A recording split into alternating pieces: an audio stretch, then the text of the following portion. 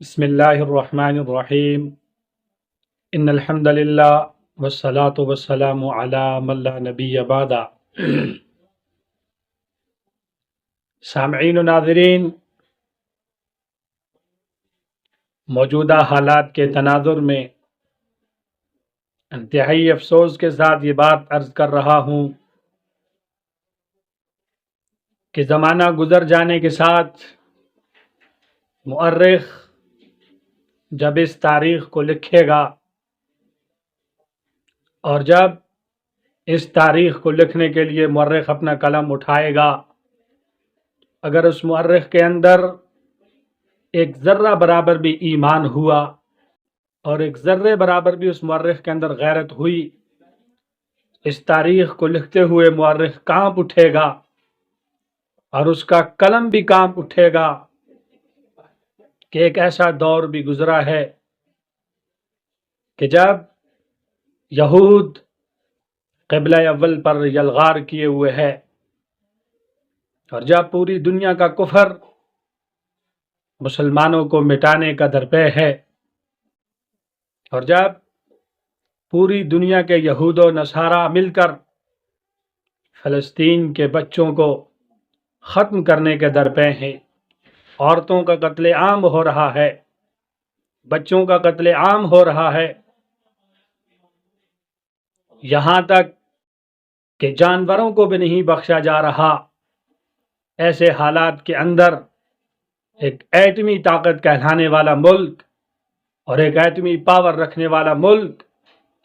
جو اپنے آپ کو ایٹمی بھی کہتا ہے اور جس کے پاس قوت بھی ہے، طاقت بھی ہے،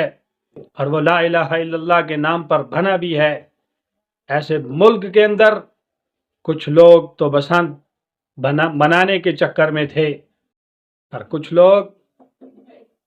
پی ایس ایل کے مزے اڑا رہے تھے۔ حالانکہ سامعین و ناظرین،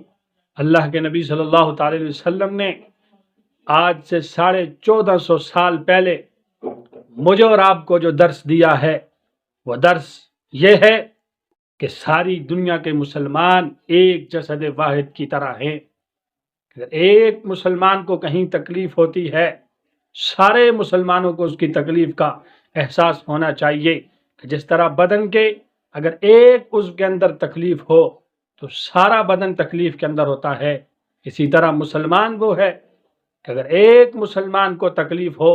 دنیا کے کسی کونے کے اندر ایک مسلمان کو تکلیف ہو تو اس کی وجہ سے ساری دنیا کے مسلمانوں کو تکلیف ہونی چاہیے، ساری دنیا کے مسلمانوں کو فکر مند ہونا چاہیے۔ لیکن پھر میں یہ بات سوچنے پہ مجبور ہو جاتا ہوں کہ اللہ کے نبی صلی اللہ تعالی علیہ وسلم نے تو مسلمانوں کا فرمایا تھا، شاید ہمارے کرتوتوں کی وجہ سے، شاید ہماری بدعمالیوں کی وجہ سے ہمارے اندر ایمان اتنا کمزور ہو گیا ہے کہ ہم مسلمان کہلانے کے لائق بھی نہیں رہے۔ اگر ہم مسلمان ہوتے، ایسے دور کے اندر ہمیں مسلمانوں کی فکر ہوتی اور ہمیں ساری دنیا کے مسلمانوں کی فکر ہوتی اور ہم ایسا کام کبھی بھی نہ کرتے جس کام کے اندر دوسرے مسلمانوں کی دل آزاری ہوتی۔ اس لیے محترم سامعین کرام، مجھے اور آپ کو یہ بات سوچنی پڑے گی اور مجھے اور آپ کو اس بات پر فکر کرنی پڑے گی، آخر وہ کون سی چیز ہے جس کی وجہ سے ہمارے اندر سے ایمان ختم ہو گیا، اتنا کمزور ہو گیا۔ آج دنیا کے اندر مسلمانوں پر کیا گزر رہی ہے اور ہم ہیں کہ پی ایس ایل کے چکر میں پڑے ہوئے ہیں، ہم ہیں کہ بسنت بنانے کے چکر میں پڑے ہوئے ہیں۔ ایسا نہیں ہونا چاہیے۔ سامعین کرام، یہ پی ایس ایل بھی ختم ہو جائے گا، یہ دنیا بھی ختم ہو جائے گی، ایک نہ ایک دن ہم نے اپنے اللہ کے سامنے جانا ہے اور ہم نے اللہ کے سامنے کھڑے ہو کر یہ جواب دینا ہے، اور مجھ سے اور آپ سے پوچھا جائے گا کہ جب بیت المقدس پر یہود جلغار کیے ہوئے تھا اور وہ مسلمانوں کی اور بچوں کی نسل کشی کر رہا تھا، ایسے حالات کے اندر تم نے کیا کردار ادا کیا؟ ضرور ہم کمزور ہیں، ہم ضرور کمزور ہیں، لیکن اس کا ہرگز یہ مطلب نہیں ہے کہ ہم کمزور ہو گئے تو ہم اپنے حصے کا کام بھی نہ کریں۔ ہر مسلمان کو کم از کم اپنے حصے کا کام کرنا چاہیے، اور وہ یہ ہے جتنی بھی چیزیں ہیں جو کہ اسرائیل کو طاقتور بناتی ہیں ان سے بائیکاٹ کیا جائے، اور خصوصاً بالخصوص آج کل اس دور کے اندر جو یہ PSL چل رہا ہے جس نے KFC کے ساتھ اشتراک کیا ہے، ہر مسلمان کو چاہیے کہ اس PSL کا بائیکاٹ کرے۔ PSL گزر جائے گا، کتنے دن آپ اس کے ساتھ لطف اندوز ہوں گے، یہ ختم ہو جائے گا، لیکن یاد رکھیے ایمان جو قیمتی چیز ہے وہ ہمیشہ کے لیے باقی رہے، اس لیے اپنے ایمان کی فکر کیجئے، اور جتنی بھی ایسی کمپنیاں ہیں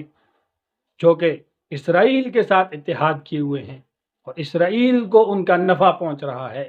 اس کا بائیکاٹ کرنا ہر مسلمان کے اوپر فرض ہے، ہر مسلمان کے اوپر واجب ہے۔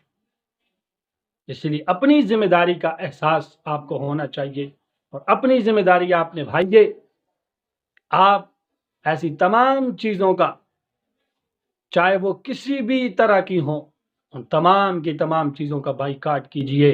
انشاءاللہ العزیز جب میں اور آپ ہم سارے اپنے اپنے حصے کا کام کریں گے، انشاءاللہ العزیز کم از کم کل اللہ کی بارگاہ میں